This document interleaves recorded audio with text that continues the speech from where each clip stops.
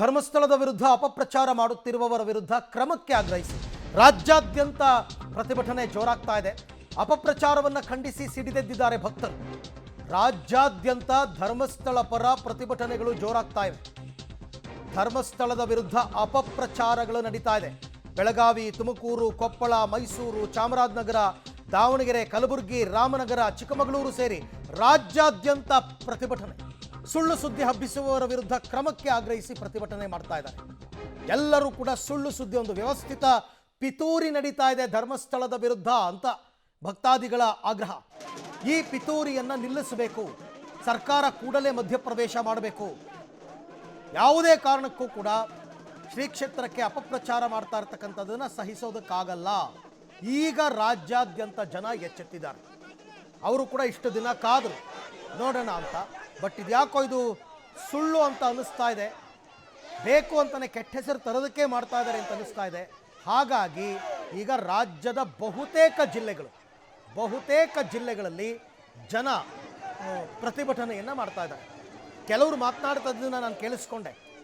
ಇದು ಕೇವಲ ಸಾಂಕೇತಿಕ ಪ್ರತಿಭಟನೆ, ಮುಂದಿನ ದಿನಗಳಲ್ಲಿ ನಾವು ಧರ್ಮಸ್ಥಳ ಚಲೋ ಮಾಡ್ತೀವಿ, ಎಲ್ಲರೂ ಕೂಡ ಧರ್ಮಸ್ಥಳಕ್ಕೆ ಹೋಗ್ತೀವಿ, ನಾವು ಅಲ್ಲೇ ಪ್ರತಿಭಟನೆಯನ್ನು ಮಾಡ್ತೀವಿ ಅಂತಂದ್ಬಿಟ್ಟು ಕೆಲವು ನಾಯಕರು, ಕೆಲವು ಮಠಾಧೀಶರು, ಕೆಲವು ಸಂಘ ಸಂಸ್ಥೆಗಳು, ಕೆಲವು ಸಂಘಟನೆಗಳು ಎಲ್ಲರೂ ಕೂಡ ಸಾಥ್ ಕೊಟ್ಟಿದೆ.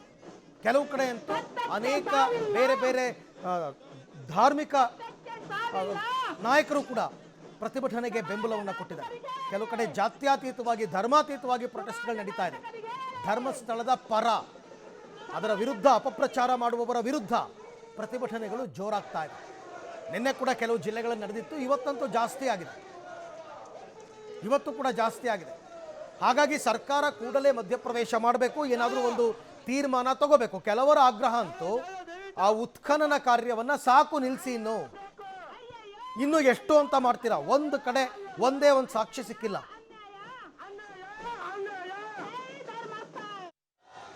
ತುಮಕೂರಿನಲ್ಲಿ ಧರ್ಮಸ್ಥಳದ ಭಕ್ತಾದಿಗಳಿಂದ ಧರ್ಮಸ್ಥಳದ ಮೇಲೆ ಆಗುತ್ತಿರುವ ಅಪಚಾರದ ಬಗ್ಗೆ ಒಂದು ಬೃಹತ್ ಪ್ರತಿಭಟನೆ ಆಗ್ತಾ ಇದೆ.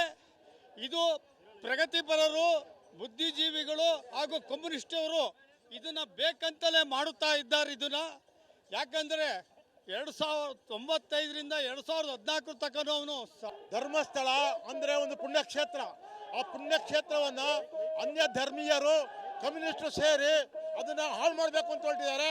ಆದ್ರಿಂದ ನಾವು ಶಬರಿಮಲೆ ಅಯ್ಯಪ್ಪ ಸೇವಾ ಸಮಾಜ ಇಡೀ ದೇಶ ಮತ್ತೆ ಕರ್ನಾಟಕದ ವತಿಯಿಂದ ಇವತ್ತು ಪ್ರತಿಭಟನೆಯಲ್ಲಿ ಭಾಗವಹಿಸಿದ್ದೇವೆ. ಧರ್ಮಸ್ಥಳ ಹೆಗ್ಗಡೆ ಅವರಿಗೆ, ಪೂಜ್ಯ ಹೆಗ್ಗಡೆ ಅವರಿಗೆ ಯಾವುದೇ ತರವಾದ ಅಣ್ಣಪ್ಪ ತೊಂದರೆ ಕೊಡದಾಗೆ ಇದೇನು ಸತ್ಯಾನ್ವೇಷಣೆ ಈಗ SIT ಮಾಡಿದ್ದಾರೆ, ಅದರಿಂದ ಪೂರ್ಣವಾಗಿ ಬಂದು ಮುಂದೆ ಈ ಧರ್ಮಸ್ಥಳ ಕ್ಷೇತ್ರವನ್ನ ಕ್ಷೇತ್ರವಾಗಿ ಇರಬೇಕು ಅನ್ನೋದು ನಮ್ಮಲ್ಲಿ. ಈ ತರ ಯಾರೋ ವ್ಯಕ್ತಿಯೊಬ್ಬ ಬಂದು ದೇವಸ್ಥಾನ, ಈಗ ನಾನಿಲ್ಲ ಎಲ್ಲೋ ಹೆಣಗಳನ್ನ ಹೂತಾಕಿದ್ದೀನಿ, ನೀವು ಅದನ್ನ ತೆಗೆದು ಇದು ಮಾಡಿ ಅಂತೇಳಿ SIT ರಚನೆ ಮಾಡಿ, ಈಗ ಯಾರ ನಾರ್ಮಲ್ ವ್ಯಕ್ತಿ ಬಂದು ಈಗ ನಮಗೆ ದೇವಸ್ಥಾನದಲ್ಲಿ ನಮ್ಗೆ ಈ ಥರ ನಮಗೆ ಡೌಟ್ ಇದೆ ತೆಗೀರಿ ಅಂತಂದರೆ ಯಾರು ತೆಗಿತಾರ? ಅದು ನಮ್ಮ ಕ್ವಶನ್ನು. ಎಲ್ಲನೂ ಬಿಟ್ಟು ಧರ್ಮಸ್ಥಳನೇ ಟಾರ್ಗೆಟ್ ಮಾಡಿರೋದು ಯಾಕೆ? ಧರ್ಮಸ್ಥಳ ಶ್ರೀ ಕ್ಷೇತ್ರನ ಹಾಳು ಮಾಡೋಕ್ಕೆ ಅಂತಲೇ ಕೆಲವು ದುಷ್ಟಶಕ್ತಿಗಳೆಲ್ಲ ಉಟ್ಕೊಂಡಿದೆ. ಅದಕ್ಕೋಸ್ಕರ ಯೂಟ್ಯೂಬರ್ಸ್ ಎಲ್ಲನೂ ಅದಕ್ಕೆ ಸಹಾಯ ಮಾಡ್ತಾ ಇದ್ದಾರೆ, ಕುಮ್ಮಕ್ಕೆ ಕೊಡ್ತಾ ಇದ್ದಾರೆ. ಅಲ್ಲಿ ಯಾವುದೇ ರೀತಿ ಏನೂ ಸಿಗದೆ ಇದ್ರಿಗೆ 13ನೇ ಸ್ಪಾಟ್ ಅಂದರು, A ಆಯಿತು, B ಆಯಿತು, ಮುಂದಕ್ಕೆ ಹೋಗ್ತಾನೆ ಇದ್ದಾರೆ. ಎಲ್ಲಿವರೆಗೂ ಹೋಗಿದ್ದಾರೆ? ಇಡೀ ಧರ್ಮಸ್ಥಳನೇ ಅಗಿಯೋಕ್ಕೆ ಹೊರಟಿದ್ದಾರೆ ಇವರು. ಒಂದು ಸುಕ್ಷೇತ್ರನ ಹಾಳು ಮಾಡೋಕ್ಕೆ ಹೊರಟಿದ್ದಾರೆ. ಈಗ ಹೇಳಿದ್ರೆ ಆ ಮುಸುಕ್ದಾರಿನ ಒಂದು ಬ್ರೈನ್ ಮ್ಯಾಪ್ಗೆ ಹಾಕಬೇಕು. ಅವನ್ನ ಮಂಪ್ರು ಪರೀಕ್ಷೆಗೆ ಒಳಗೆ ಮಾಡಿದ್ರೆ ಅವಾಗ ಗೊತ್ತಾಗುತ್ತೆ ಸತ್ಯ ಏನು ಅಂತ.